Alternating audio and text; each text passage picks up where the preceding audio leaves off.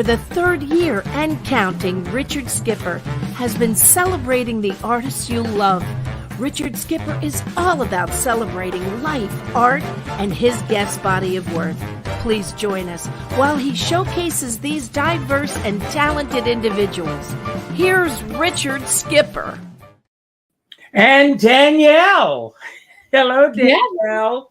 Hello, Richard. Thank you for doing this special simulcast episode with me tonight. I'm going to read you my horoscope from today's paper.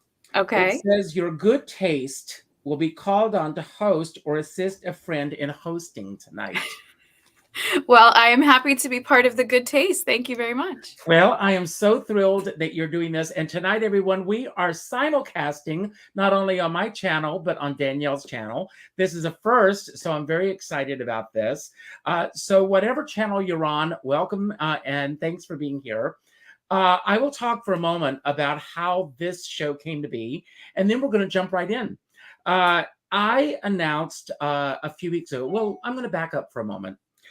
When Elon Musk came on to Twitter, and I am not getting political, anyone, so don't even get nervous for the new people that are here. When Elon Musk came on to Twitter, there were major changes that took place. And a lot of the changes were eliminating the truth seekers. Is that the right word I'm looking for? Truth seekers, yes, on the network. Also, I have been on Twitter for a long time. And being on Twitter for a long time, one of the goals that you aspire to was getting that blue check mark, because that blue check mark legitimized the fact that I was a real person and that I was not a bot and that I had proven my worthiness on Twitter. And by eliminating that and just saying that if everyone pays $8 a month, everyone could have a blue check mark. And all of a sudden, all of these fake accounts started like out of the woodwork coming up. I used Twitter for one purpose and one purpose only, and that was to promote Richard Skipper Celebrates. I would go on each morning. I would promote who was going to be on the show that night. And Tess LaBella, who does the voiceovers for all of these shows, you heard her voice at the beginning of this one. I called her and I told her that I was leaving Twitter. And she said that she would do the same thing. And we both left in solidarity. And then I announced, she told me that next for me would be Facebook. And she left Facebook 8 years ago. And she said it was the greatest thing that she ever did. And a light bulb went off over my head. And I made a decision that I too would leave Facebook. As the show progresses, you will know the changes that I've made in that department. I am leaving Facebook to a certain extent, but not completely. So for those of you who have been wondering, is he actually going to leave? Is he not going to leave? Will he stay? Will he not stay? That's the conundrum. I am just setting boundaries because both Danielle and I are empaths. As an empath, I really soak in everything around me. And I just learned through my other co-host, Kasira McKee, we do the Let That Go show on Sunday nights. Shameless plug, but I'll put that in there. And I learned about these vampires that really suck the energy out of us. And I found that a lot of things that were popping up in my feed on Facebook were actually sucking the energy out of me. Yes. And recently, the director of my last show that I performed before COVID set in died just a couple of weeks ago. And a friend of mine, I didn't see it on Facebook. It didn't pop up in my feed. I didn't know anything about it. And then a friend of mine just casually said, "Too bad about Jay." And I said, "What are you talking about? Jay who?" And he said, "Jay Rogers passed away." Well, I immediately called my musical director. And if my musical director is watching, he knows that I'm not outing him because we talked about this. I called him and he says, well, darling, I figured you would know because you're always on Facebook. Well, number one, I'm not always on Facebook. And number two, it struck a chord with me because I feel that these postings that we are putting on social media, I'm speaking from my own observation. You're all entitled to agree or disagree with me. But I feel that a lot of us have reached a point where these postings are taking the place of real life events rather than getting together and grieving and mourning and commiserating with each other, even with a phone call. We are utilizing posting a photograph with that person after they passed away, or posting events that have happened in our lives, that somehow takes the place of, or it will fill a void people feel. And then they go on to the next item and there's in the news feed. And I have just reached a point where I feel I don't need to see another photograph of someone's food. I don't need to see another photograph of someone sitting in the theater holding their playbills. I don't need to see a lot of things because these are not, to me, open door posts that people are posting, especially when I have friends that come into town and they are posting after they've left town about all the events that they did, rather than reaching out to say, I'm going to be in town for a few days. Would you like to get together and let's do this? Or would you like to join me for dinner, rather than posting a photograph of the dinner that they've had? Or would you like to join me as I go to the theater? Or would you like to join me as I do these things? And I would find that as these things would pop up in my feed each day, each time I would see them, I would, and there's this FOMO thing going on, fear of missing out, that I would go, well, why am I not a part of this? Or what is this? And I also, and perhaps this is something we will talk about tonight, and I would love to hear the comments from everyone watching tonight as well. But also, what is it within us that if someone is in their pajamas at 5 o'clock in the afternoon, that they need to put a post, I'm still in my pajamas, nothing else, just that statement?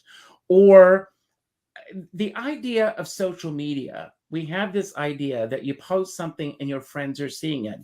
Well, because of the algorithms of Facebook and social media, the truth of the matter is, sorry to break this news, everyone, I've done the research, 85 to 90% of your friends and followers will never see that post. And therefore, when we post something and we don't get a like or a comment or a share, it gets us down. And you talk about these dopamine hits that we get from the likes that we get. And people are going, well, no one ever likes my post, or no one ever does this. And I, since I have decided to break away from this, and I really have delved into how this is all set up, I am blown away by what I'm finding on Facebook in terms of what we see, what we don't see, what is out there. Last year, I lost one of my dear friends, and I threw a memorial celebration for her last July. And for 8 months, I put reminders about this event. And I told everyone who saw this, please share, please share, please share. I would venture to say that less than 5% of the people that I asked to share it ever shared it.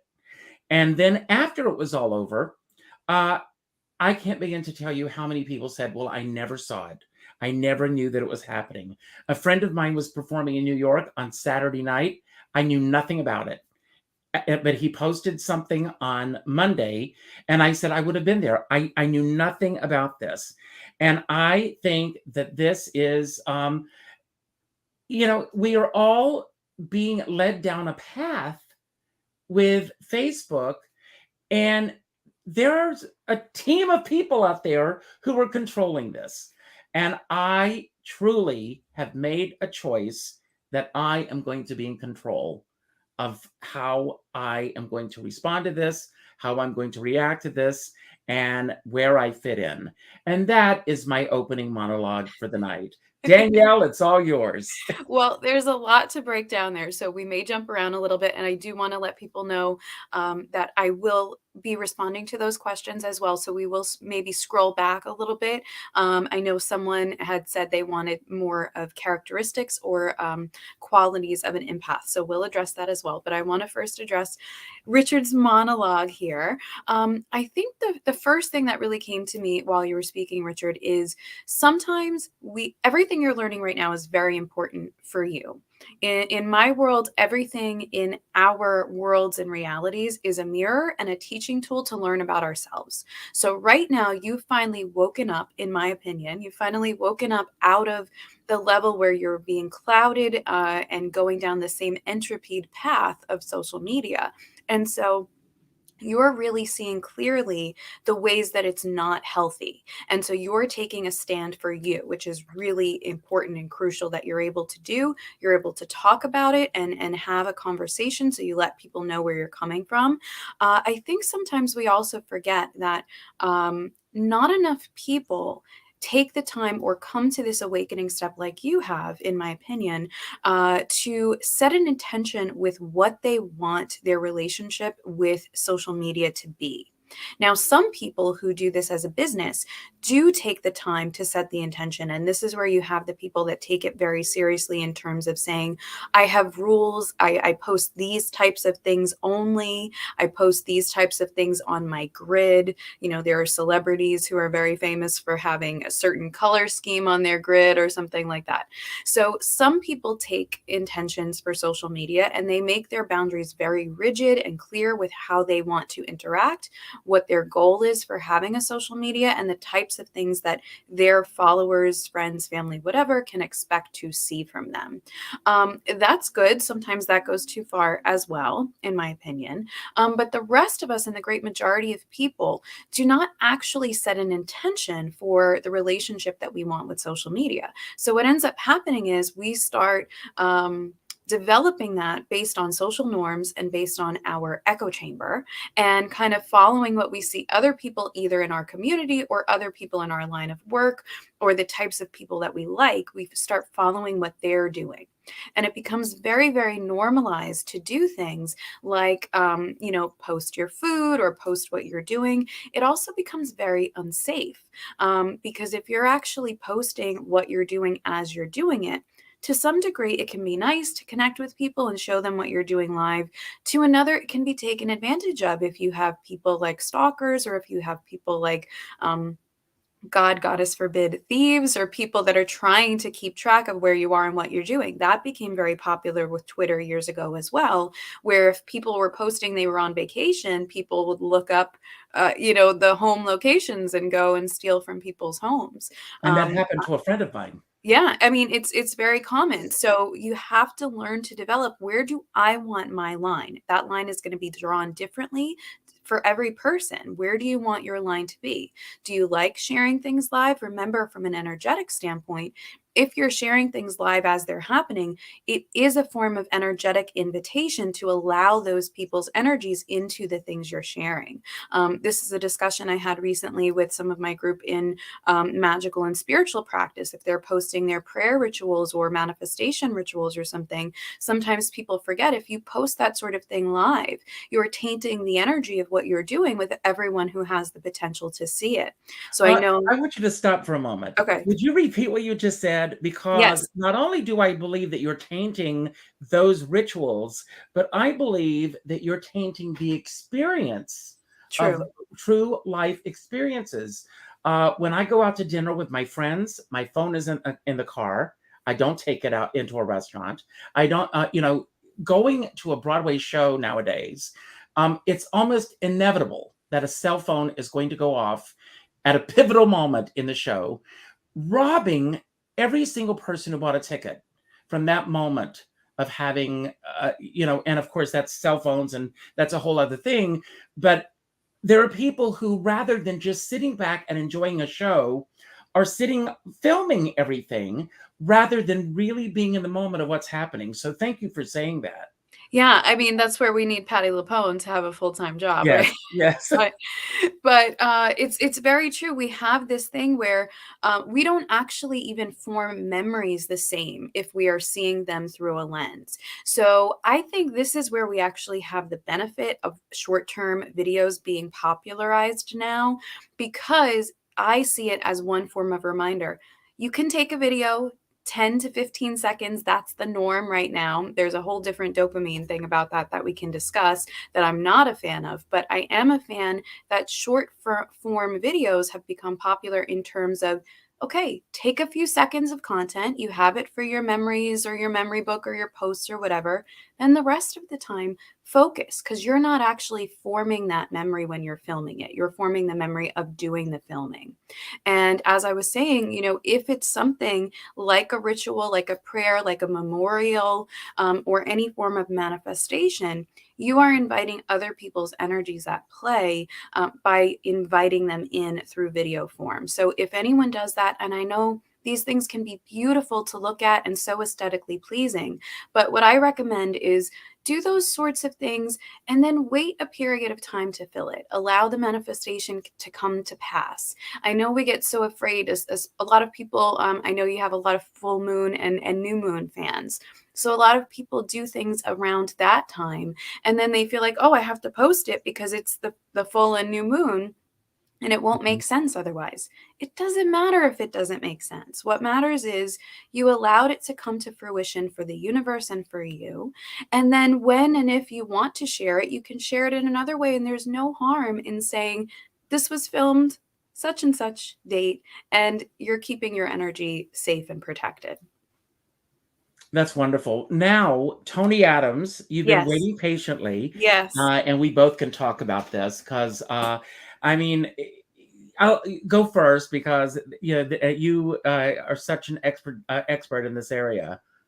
So an empath is someone who has awakened abilities and innate abilities to be attuned to understanding and picking up on the energies of the universe, of the ethers, some people like to say, and of the energy of others. So there are different types of empaths, actually. Highly sensitive peoples and empaths share similar qualities. So these things are being neurologically studied as well, and actually do prove that our nervous system and our nerves do pick up on things differently. We have a different pain response and we have a different reaction time than people who would not be classified as empaths or highly sensitive peoples.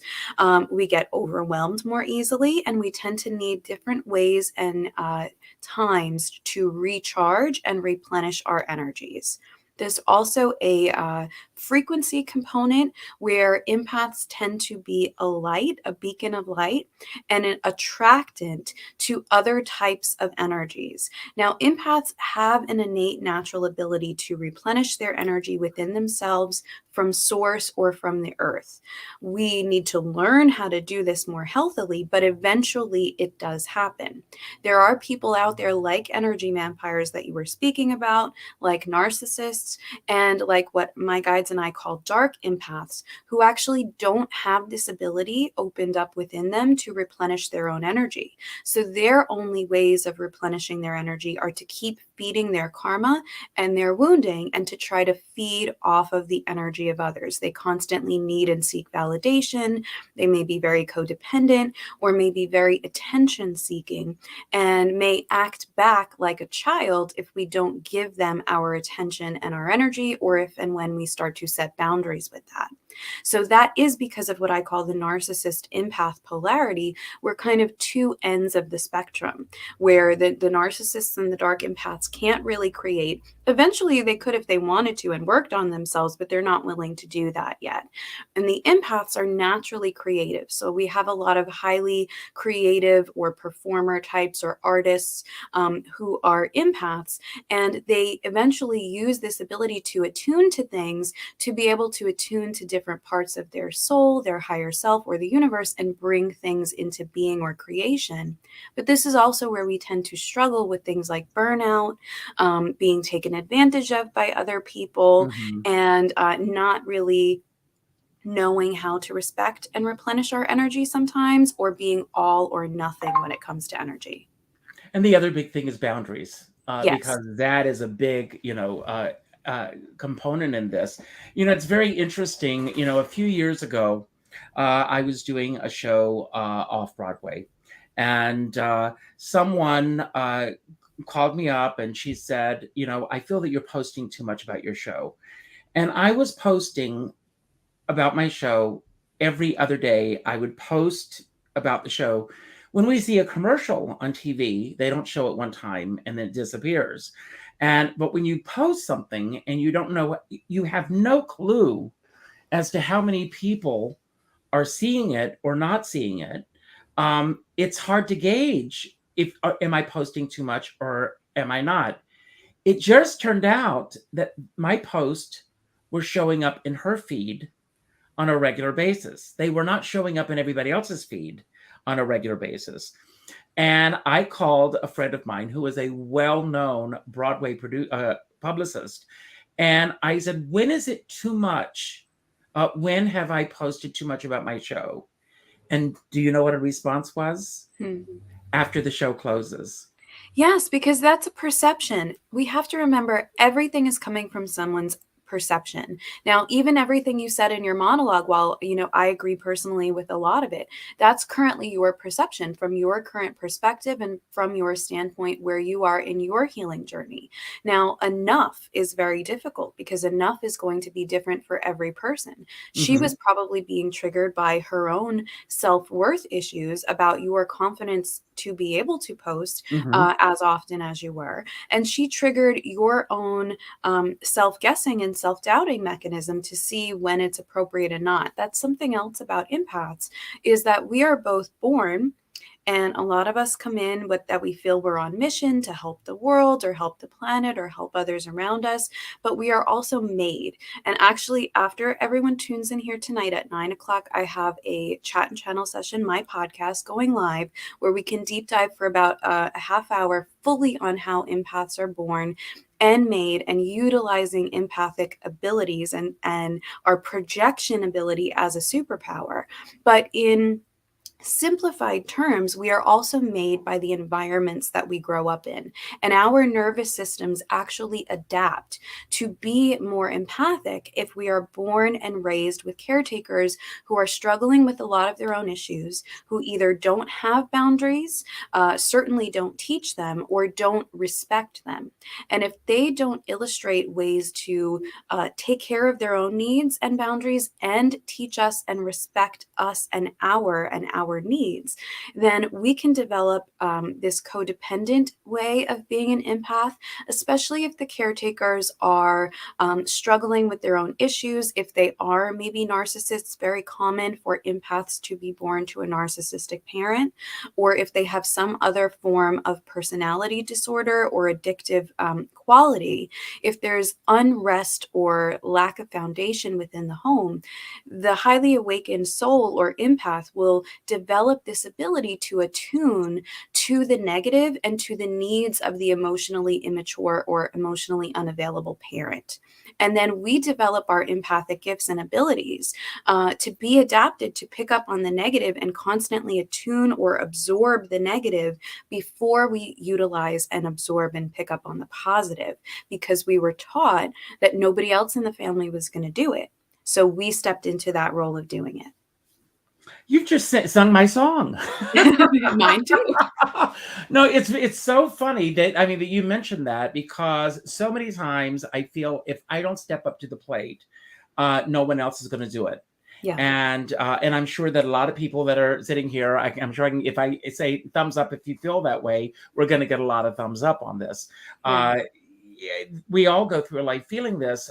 For me, there are days where I get up. I am a real proponent of The Artist Way by Julia Cameron. I get up every morning. I do my morning pages. I go for a walk. And then I sit down and I will go on Facebook to promote or about that day's show or something. And something, Rosa Puzo, God bless Rosa Puzo, who is my assistant, because we commiserate with each other all the time.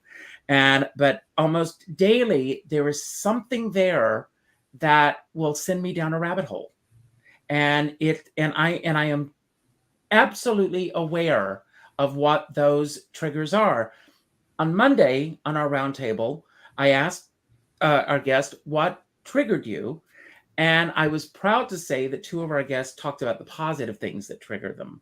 Right. I want to ask you, if I'm not putting you on the spot, um, if there are things that trigger you either positively or negatively on Facebook. Tonight's the night to talk about it.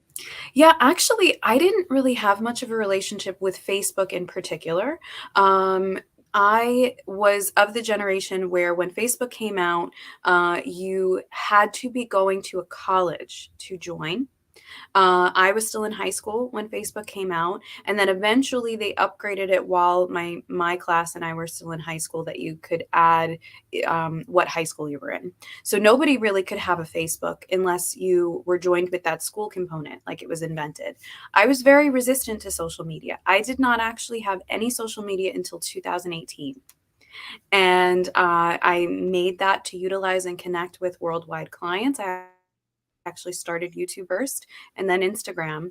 And then I only had a Facebook because I needed it to be a business on Instagram. And so actually you are the one who inspired me to be posting on Facebook more when we did our first show. Oh, really?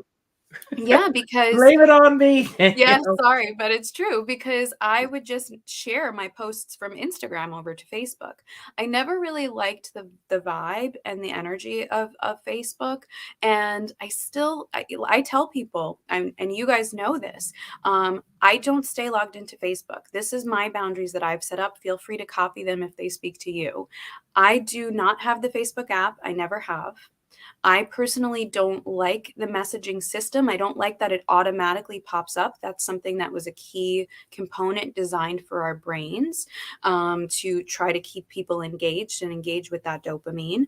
I don't like that sometimes people can message you if they don't know you, and try to send explicit messages and things like that. I'm just really not that big a fan of it. So my way of having relationship is I love it more now because people can utilize links and they can click links and I could share videos. So those parts I love. But I tell everyone, I don't have it on my phone. I don't stay logged in. I'm only on Facebook certain key times, sometimes not even every day. And so if you're looking to get a hold of me, I am available through Instagram, which I have the app for. I can get back more quickly there. Or, if people have my phone number or my email, if they're clients or friends.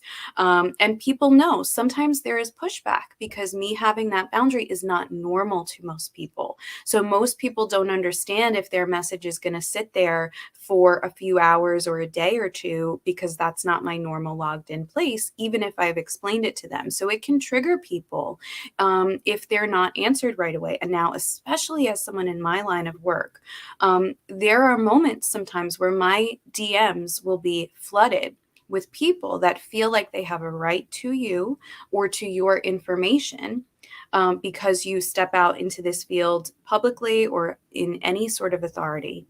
And there are very few boundaries on social media for most people, especially if it's someone like myself who talks about and helps people with self-development. But this can help anyone really, in terms of everyone needs to be willing to develop their own system with how they have boundaries with social media. And hopefully everyone can come to a place where we're more understanding and considerate of the perspective of the other person.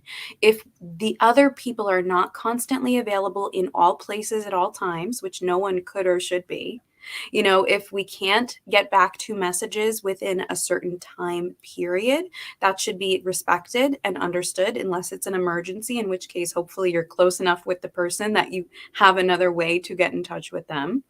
And We touched on this understanding.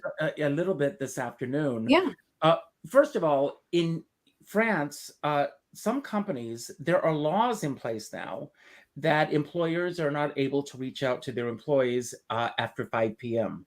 that's Workday important. is over. That's it. They go about their lives, and I think that's wonderful. Yeah. And I think, and perhaps it would be great. I had someone on one of my creativity shows with Dr. Bloom earlier this year, and she created a day of blackout. That she did this for her children, basically to get them off of social media Yeah. for 24 hours. And I think it would be uh, great if social media would shut down for 24 hours. But people, we live in this instant gratification world. And I think that it really escalated on 9/11, because I remember when 9/11 happened, things were happening so fast that nobody knew when the next shoe was going to drop, so to speak. And Yeah. not only were we seeing the news, but if you remember that day, you were seeing split screens for the first time, and you were seeing the Krylon on the bottom of the screen reporting the news as it was happening. And because we were getting news from the West Coast and the East Coast and Washington, D.C., and the area where the plane crashed in Pennsylvania. And, Yeah. and it was just coming at us at such a rapid rate that I think that incredible moment in our lives changed the way that the media was happening. And of course, when CNN came along, no one believed that there would be a network that people would be interested in for 24 hours. Just to give a little history, if you've seen The Social Network, everybody knows that Facebook started as a dating app, essentially, for colleges, and then eventually started to grow. The average person on Facebook now is 55 and older. Kids are not really utilizing this the way that older people are utilizing this. They're going to TikTok, and I think that's going to be going away very soon, based on everything that I'm starting to hear. But there are also, you brought up a very interesting point about the boundaries, that if you don't get an instant response, I've had people say to me, they will send me something, and because I didn't see it, I have been cut off from people. Years ago, a friend of mine, his mother passed away, and I never saw it on Facebook, and he blocked me. And I did not even know that he had been blocked until I went to send him an invitation to a Christmas party. And I couldn't, and I called him, and he said he didn't want to ever hear from me again, because when his mother passed away, I didn't reach out to him. Yeah. And This is where we get lazy, because see, part of the agenda, not to be too conspiracy, but part of the agenda, as the creators of Facebook, or Meta as it's known now, have talked about, is that they want people on these platforms. Now, the past couple of years, there have also been publicized trials where the government is asking questions of these platforms based on things that people are concerned about, such as data mining and data tracking and all of that.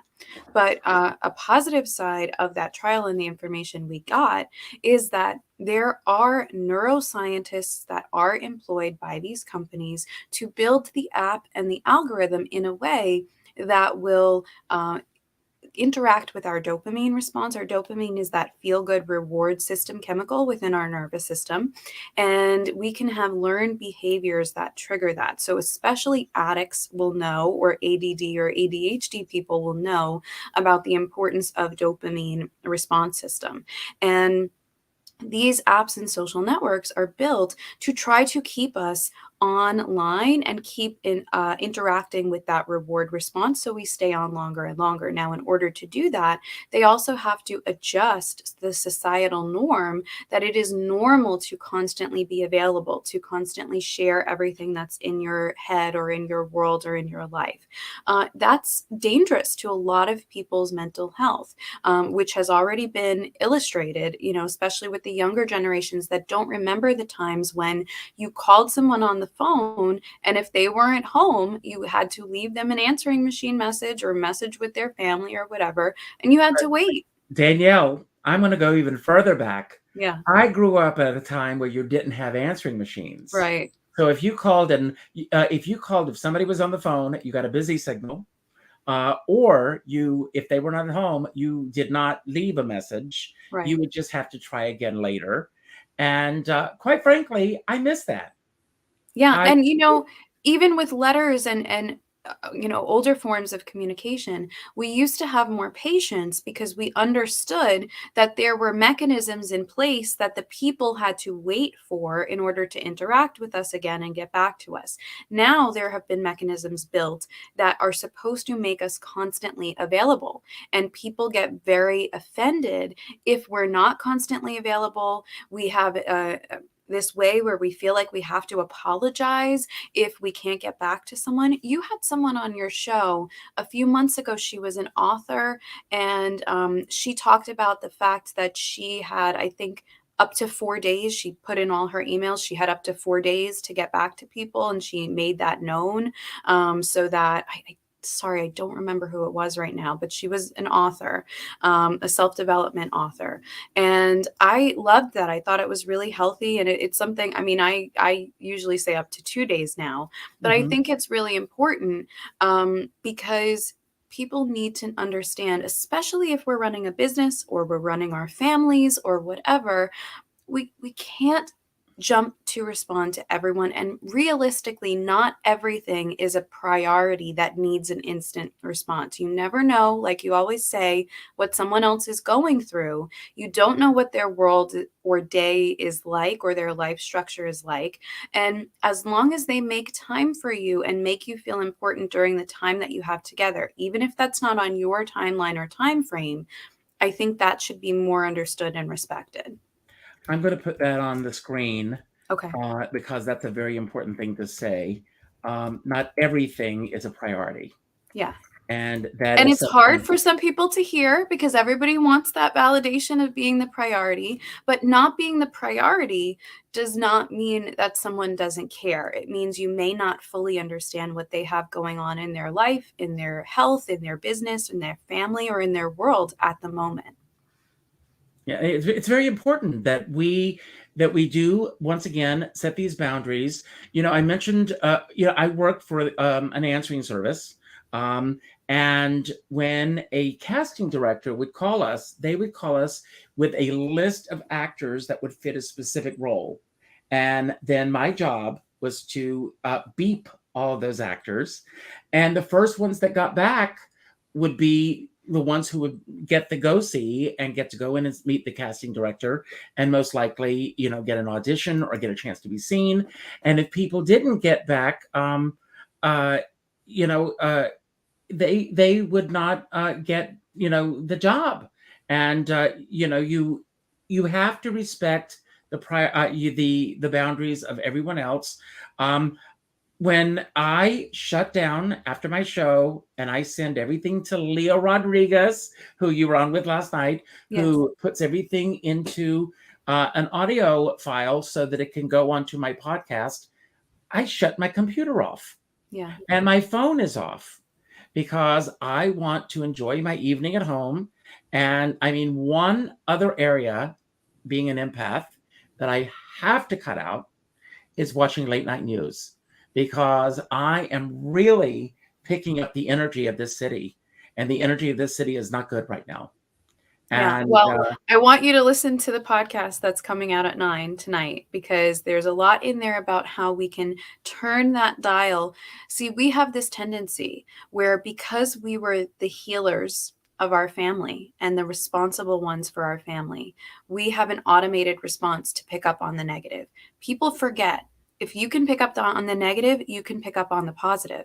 But we don't do that naturally anymore because we have been trained to pick up on and try to help with the negative. So we need to learn the process and do whatever healing we need to do to turn that dial back to the positive and experiencing and receiving from the positive. well, I will tell you something. Doing this show, and I've done almost 700 of these, and my message, as everyone knows that's here, and you know it as well, Yeah. is a positive message. And then I look at like the Steve Bannons of the world, who make millions of dollars, spewing this negativity. And right now, America woke up this past week and said, we're going to go down a different path. But there are still people that are still on that path. And I don't understand why in this world we are living in a world now where it's all about winning rather than running for office because you want to make a positive change in the world. And maybe I'm naive, but I seem to remember a time when the people that I thought were running for office were running for office. And there are some of them out there that were running for office because they wanted to make a positive change in the world. And I wish that we could get away from liberals and conservatives and really focus on people who are running to make positive changes in the world. That's who I want to vote for. I don't care if you're a liberal or a conservative, as long as that's your agenda. Well, I think we have to remember the system has been set up to be divisive. And so we are in a time where we are ideally focusing enough on our own healing that we can start to see through all of that, start to see through the propaganda, and actually get to a place where we can make choices and decisions again, both individually and as the collective that we want to be a part of, where we are deciding things based on the individuals and not based on, the idea of political party, which is always transforming based on what the narrative is at the time. So you've set your own boundaries when it comes to Facebook and social media. But as someone who you're an empath yourself, do you find that when you do go on Facebook that you're getting a lot of this energy coming back at you as well? And if so, how I are do, you? but I do less now because I'm constantly working on my own healing. I do energy healing for and with people, and I help people learn to not only heal, but embrace their gifts and learn their own and craft their own practice that will Mhm. serve them. And I can tell you, maybe hopefully as a beacon of hope for other people, the more you do your self-awareness work, the more you work on your healing, whether that's with someone like myself or on your own and by educating with books and material, the less you will be triggered. Because right now, most empaths are like a bundle of nerves. We're a bundle of nerves and old projections and little tiny magnets of things that are projections from our childhood wounding, sometimes from past life wounds for those who subscribe to that Mhm. theory. And there are things that trigger and aggravate us because simply we have not learned to heal those parts of ourselves yet, or we haven't healed the experience that we felt very deeply for someone else who maybe went through something similar. And sometimes it also is about FOMO, as you were saying, or jealousy, which are other forms of trigger in Mhm. terms of where our soul is trying to tell us that we're either annoyed that somebody else gets a positive response to something that we may deem to be negative, like you were just talking about, or we're, feeling inferior because we know that we're doing the work and we're not maybe getting the same response as someone else. So the more you work on yourself, you will be triggered less. It's not that you'll never be triggered. You're going to have emotions still, but you'll also be able to have a practice where you can process those emotions, and you'll start to be able to separate the reactions that you have from what is about you and teaching you something about you, and Mhm. what is about the other person and them simply having their own experience, their own style and process. Well, it's very interesting because as I was saying that, with the work that I'm doing in terms of moving away from all of this, I'm learning a lot about myself in Right. terms of how I'm going to be processing things as I move forward. And I'm excited about it. The more I think about it, the more this is a positive thing. It's not a negative thing for those who may think it is. I am just doing nothing more than setting boundaries. I am still the most accessible person that any of you will ever meet. I'm available by phone, email, text, within certain boundaries, of course. But it's time to, for me to look at things through a different lens. Right. Um, it's very interesting. I've told this story before, but I had a friend who was a very successful songwriter, composer, was constantly in demand.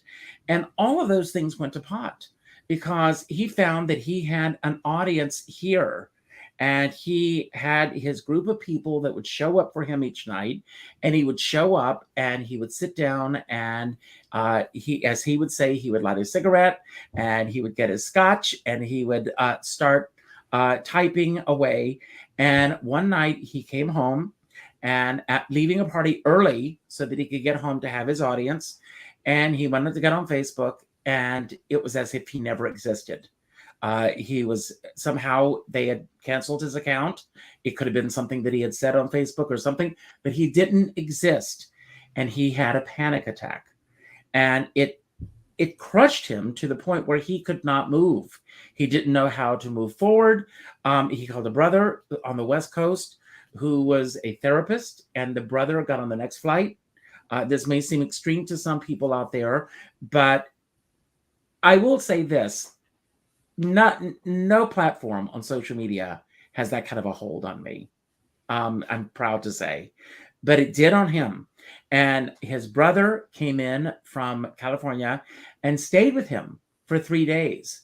And he literally went through a detox to pull himself away from this. So my goal and I will share this with everybody now, I will be coming back to Facebook one day a month just to check my messages, to see what's happening out there, and to just do a check-in with everybody, just to say, hi, here I am, and let everyone know. But it's going to be once a month. I won't say when it's going to be or anything. You'll just have to stay in touch with me otherwise. And of course, I will still be here on YouTube and Instagram and doing the other work that I do. But my real focus as I go into the new year is, COVID has cut all of us off from the interactions that I really need. I am first and foremost an entertainer, and I have devoted my entire life. This new show that I'm writing at now is based on this theme. I have devoted my entire life to celebrating others. I spent 20 years celebrating Carol Channing. And then when that ended, I created a show called Richard Skipper Celebrates, which was a live variety show. And I was celebrating other performers and entertainers there. And then this happened, and here I am celebrating other entertainers. It's time for me to celebrate my own accomplishments and what I've done.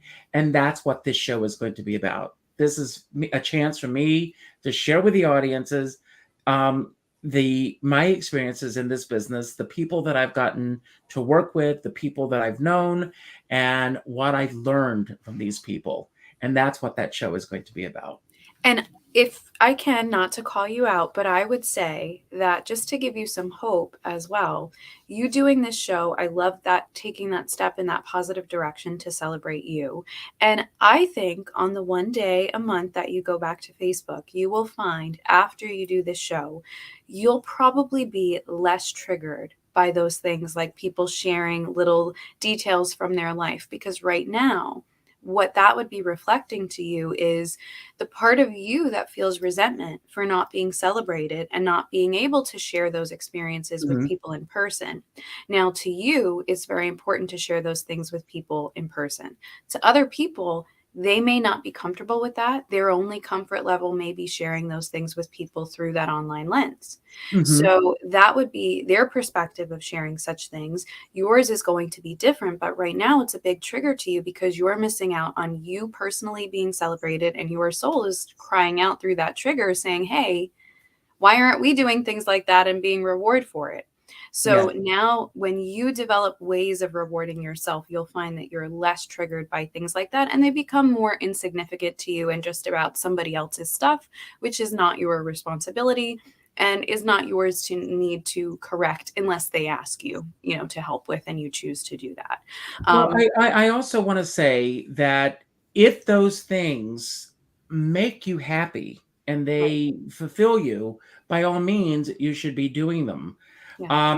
For me, when I say at the end of my shows, and I will, to go out and do something nice for somebody else without expecting anything in return, it's not lip service. I truly mean that. But what I do see, and again, and this is I see the narcissism of a lot of people doing me, me, me, me, me. And I very rarely see those people sharing content about others.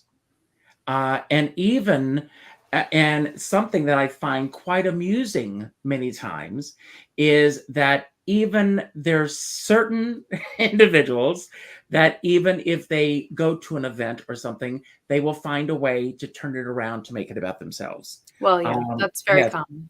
yes, that's very common. And when I say it, it's every person on this planet um, wants to be acknowledged. The reason that this world is in the chaos that it's in is because a lot of people don't feel acknowledged. Wars happen because people don't feel acknowledged.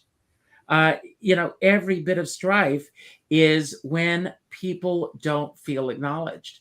And it takes very little effort for any of us to hit a like button, to share someone else's content, just to let that person know that we see them.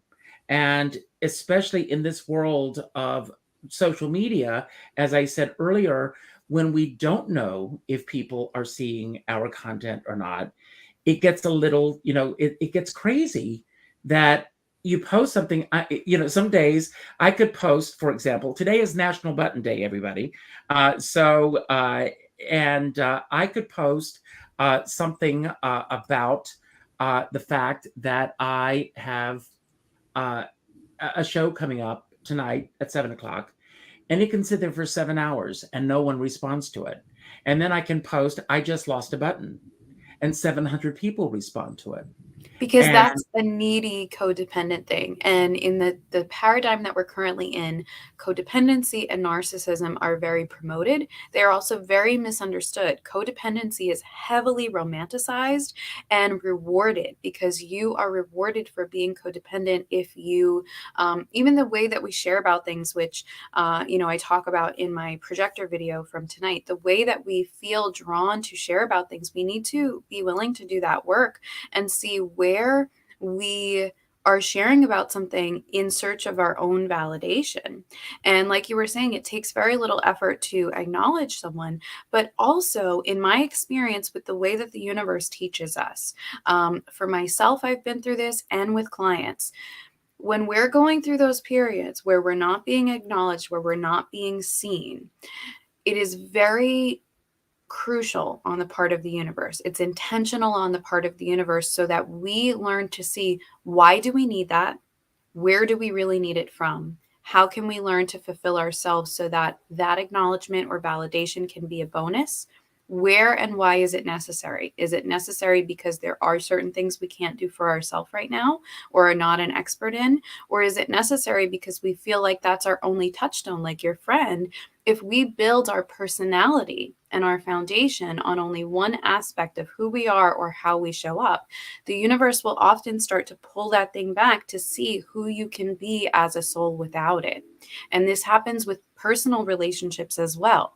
People get into romantic relationships or best friendships or something like that, and they make so much of who they are about that one thing. And then the relationship with that person or thing will start to shift and change to give the person the opportunity to see who they would be without that in their life, and if they would still hold themselves and others to the same standards, or if it's time to grow to another level. Doug McAllister has a question. Did I find my button? It was stolen by a white crow. That's all I'm going to say. Okay. I also saw something from Rose, and I saw her saying that she gets messages from men on Facebook that she's very clearly not interested in. And then I saw someone else say, just leave Instagram or Facebook or wherever it was then.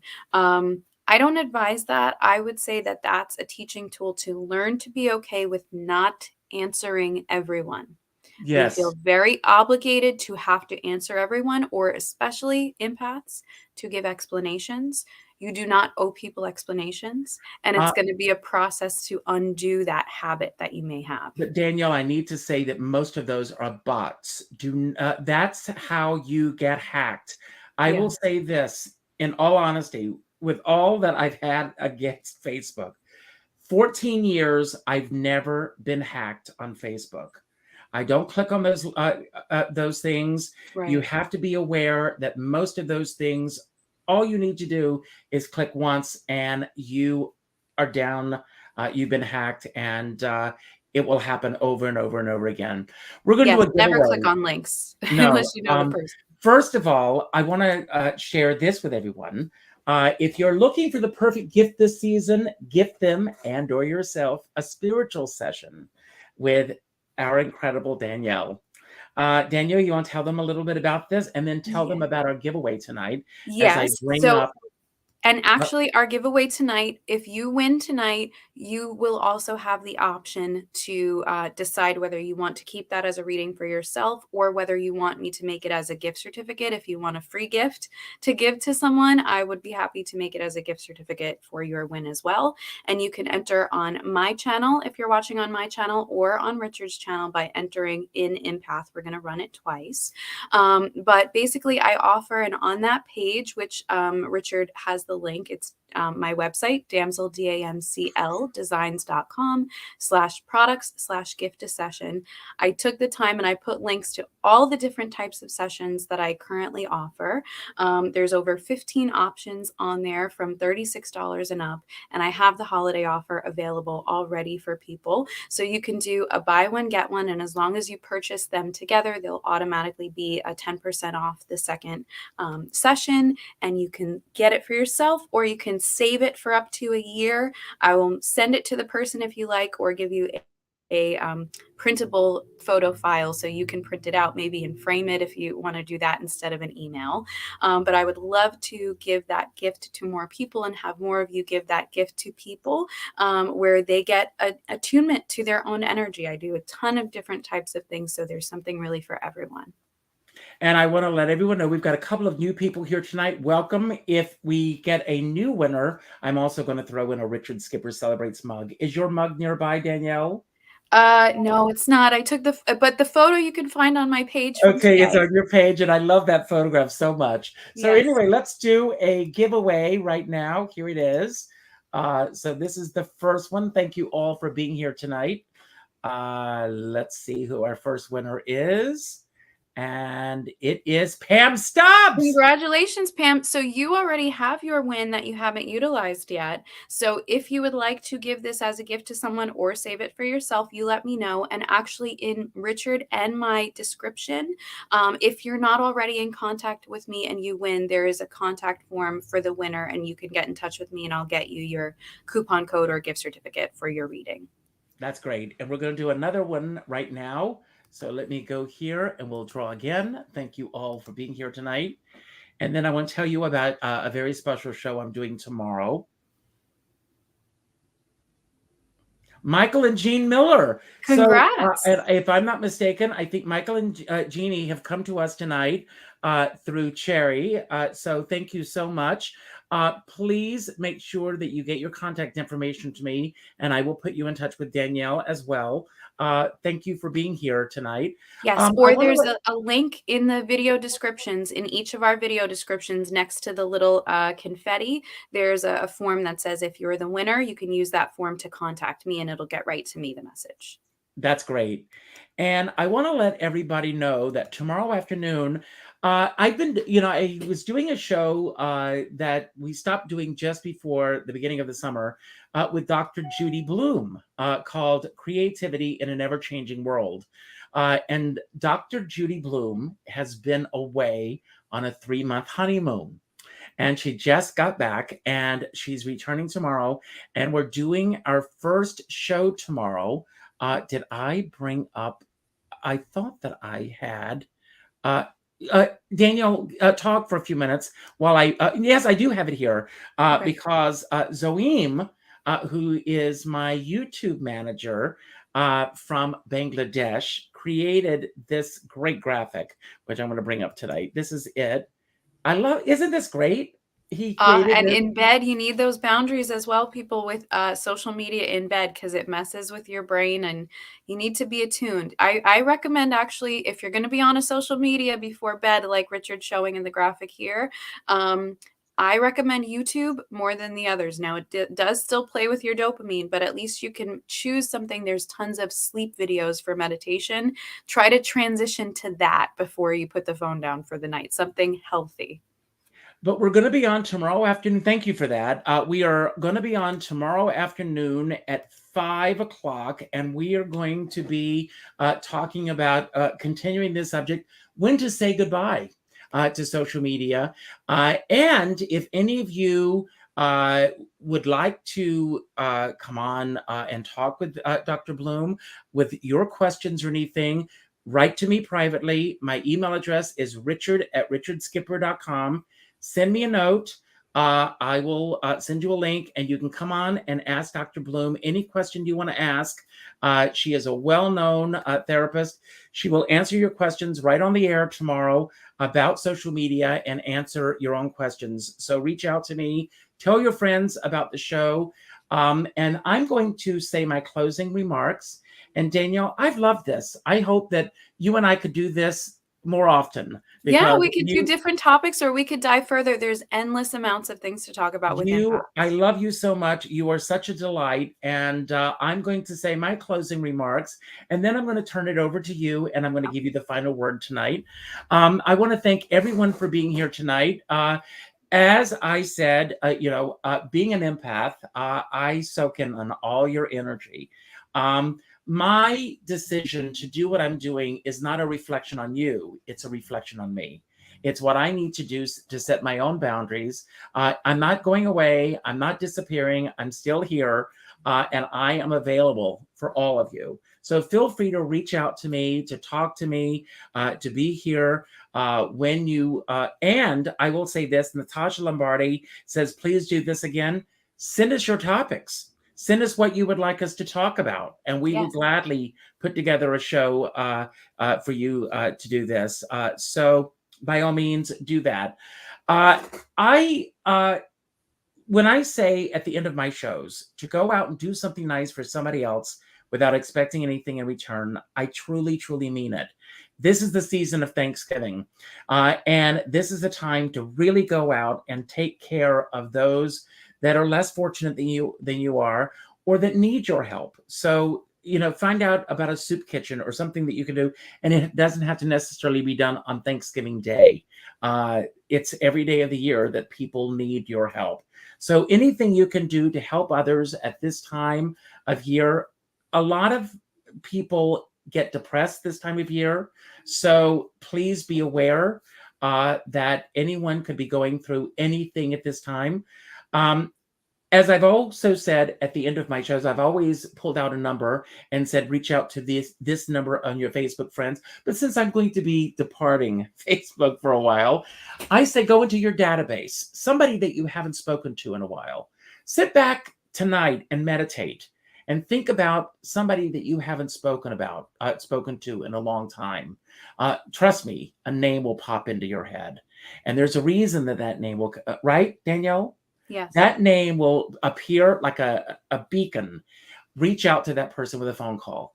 Not an email message, not a text message, not a private inbox message, a phone call. And let that person know how they matter in your life. Because so many times we don't have the chance to do it the next day or the day after that. So reach out with those phone calls. I saw this incredible meme the other day. I repeated this on several shows, and it's worth repeating. It said, we're all in the same storm, but we're not in the same boat. Some people are in yachts. Some are in dinghies. Some are in rafts. Some are in canoes. Some are on tugboats, like Barbara Streisand. That's for you, Rose. So it doesn't matter what size boat you're on, where you are. My point is, whatever the boat is, make sure you bring a skipper along. And on that note, Danielle, I'm turning it over to you, and we will plan our next show soon. We've got to do this. I love working with you. You're great. And it's all yours. All right. Well, thank you so much, Richard. I love you. And please know, so many people here love you. You have no fear that as you are setting your boundaries and doing what you need to do for you, people will still be around for you. I do also want to say, as you change that relationship with social media, which a lot of people are doing, I know many people are shifting their relationship with social media because they are finally being disillusioned with that relationship and that way of showing up. Now, it was very necessary, especially during the pandemic, as we were all going through things as a world and learning things. But as we shift into now figuring out how we have relationship with people, even while that's still going on, because people are still getting sick, please take care of yourselves. We have to remember that communication styles always shift over time.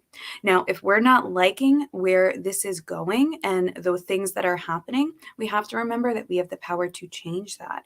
But that everything that comes up that we don't like we were talking about with triggers, comes up and happens for a reason, to teach us something about ourselves and or society. Even like Richard was talking about, how we're all in a different style of boat. Remember that you have the power to change what type of boat you are in, what type of vessel you are in energetically, based on how you work on yourself, how you work on your own healing. Now, I know we talked about self a lot tonight, and that's going to be a trigger for many, many empaths, because people are going to think self is selfish.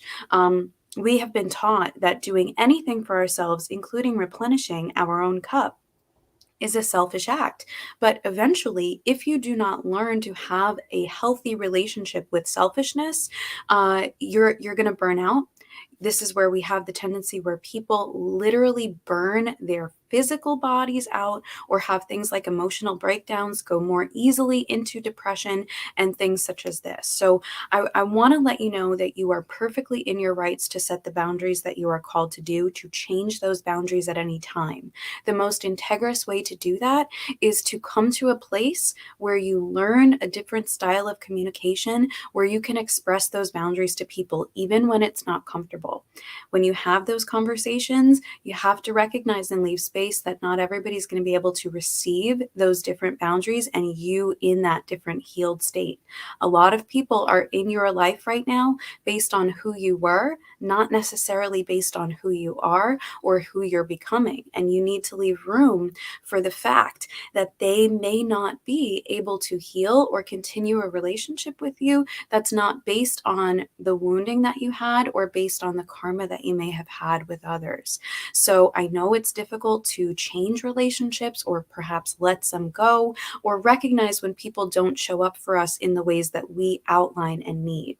Boundaries, we start off our relationship with boundaries based on the fact that we never really set them before. Then we feel like we have to set them and enforce them.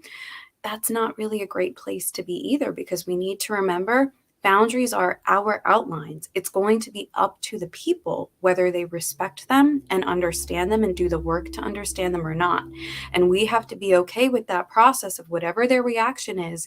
It's going to be about them. And all we can do is control how we react to that, how we respond, hopefully respond, not react, and how we can then say, well, if you're not able to respect this boundary or this need of mine, then maybe we need to change our relationship, or maybe our relationship isn't what it was. So you need to be able to do that with both people and with social media. And I can assure you, as someone who's done this personally and lost a lot of people, the people that are for you and that are willing to see you and love you and honor you for who you are, who you were, and who you are becoming, they will understand, or they will be doing the active work to understand. They may ask you to help them understand. It's important if they ask you to help them rather than you try to automatically help them, because a lot of us are people pleasers.